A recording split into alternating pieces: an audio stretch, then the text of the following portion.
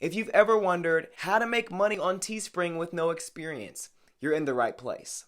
Because it's so simple to get started with Teespring, or now Spring, a lot of people forget that research is the most important thing. If you put a t-shirt out there that's funny to you but no one understands, or something that used to be trendy 5 years ago that no one cares about anymore, you're gonna have a hard time getting sales. So I'm gonna help you guys research properly. Rule number 1, go on platforms like Redbubble, search for whatever the niche that you have. So for example, dog shirt. You search for that and you'll see at the top of the results, those are the best selling shirts on that platform. Now what you want to do is look at those, look for different styles that you like, look for different wording that you like, and take that and translate that into a unique phrase or a unique design that is similar to that. You don't want to take someone's exact design and just take it from Redbubble and then here's my shirt. It's not going to work. What's going to happen is Teespring is going to flag your account or terminate your account completely. They do not play when it comes to copyright. So I would not want to be the example. Rule number 2, believe it or not, text-based designs actually sell better than image-based designs. So the pressure is off. If you're not an illustrator, it's okay. You can do a text-based design t-shirt and it'll sell actually better. I can personally account for this because I did a text-based design t-shirt. It said, "Not today, Satan," and it sold great. It sold awesome. Everyone that wore it was like, yeah, not today, okay. Those type of phrasings that are trendy or comical that people can start conversations with, those are the type of things you want to be thinking about. I guarantee you it'll sell much better.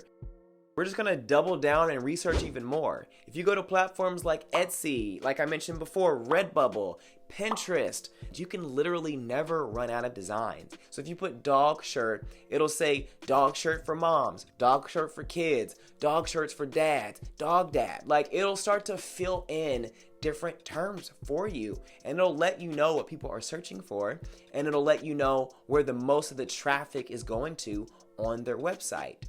You can also check out platforms like AliExpress. You have dropshippers using AliExpress all the time. So you can look at the top ordered t-shirts and get an idea of what is actually selling based off of the amount of sales that it's getting. All these different ways of doing it, because after you find that one that works, say the Rockweiler of the town, you can say even the cat of the town, the lizard of the town. Like you can iterate on that one and you become like the pet shop. Or you can go specific into dog breeds and like the Rockweiler of the town. It's so important to build on what works. Rule number 5, if you don't want to design yourself, you can take a screenshot from those other platforms. So like I mentioned before, Redbubble, Etsy, Pinterest, you can take snapshots, AliExpress, and then take that to Fiverr, take that to Upwork. Find a designer, not somebody super expensive, somebody affordable. Get them to design it for you. If you want to splurge a little bit more, you can go to 99 Designs. But I would suggest when you find a winning design, then spruce up your graphic design. If you're finding value from this video already, go ahead and like this video. So if you want to do your own designs and you're not trying to pay somebody that you don't know or try to just figure out if they can even design something worth putting on a t-shirt, you can design it yourself. There's so many apps out there. One app that I like to use is called Typorama. It is amazing. It literally has text. Like I said before, text-based designs, they do way better than illustrations. If you can just create text-based designs on there, like the sky is the limit. They don't even have to be good. Like one of the biggest misconceptions with selling t-shirts online is that, it has to be an amazing design. You can just put a sentence on a shirt and people will buy it. I literally saw somebody with a whole paragraph on their shirt a few days ago. It does not have to be the next big logo or the next big image or brand in the world. It can just be a phrase that's funny that people love and buy. I want to also stress that you make sure that it is unique. You do not want to steal anybody's stuff. That's a money pit that you are not ready for, trust me. Especially if they're credible and you start to make a good amount of sales, they will find you and it's not worth it. Like I mentioned before, Teespring will destroy your account immediately. And even more than that, you don't want, if you make income on Teespring or you're starting to get sales in and you haven't experienced that before, you don't want them to start to freeze or challenge the sales that you've already had. You just don't want that. So as we wrap up this video, question of the day: where do you like to go to find inspiration for your t-shirts? Is it Etsy, Redbubble, Pinterest? Put it below.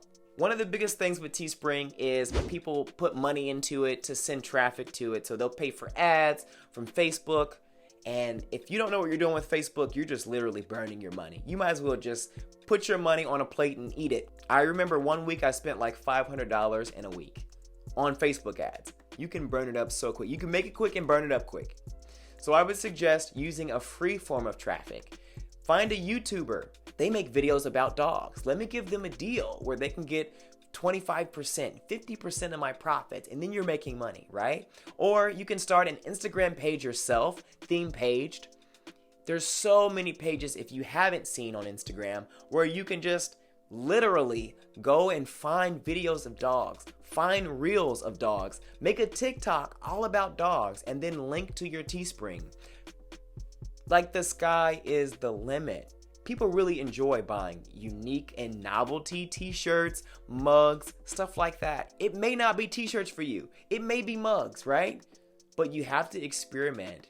And when you find a product that wins, then you can try the other things. If you find a t-shirt that sells, okay, let's try mugs. Ooh, okay, the mug. Okay, let's try this. Oh, let's try blankets.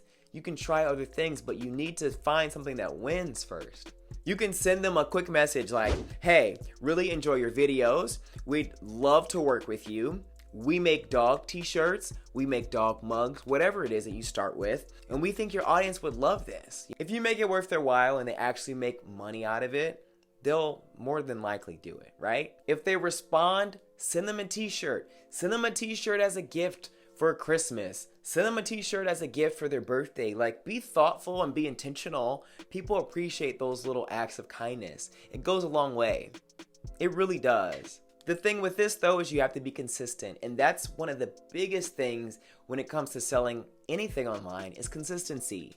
A lot of people don't have the patience to build the audience. They don't have the patience to continue to sell the products and to work with people and to build relationships. But that by itself, you'll outlast most of the competition just with that.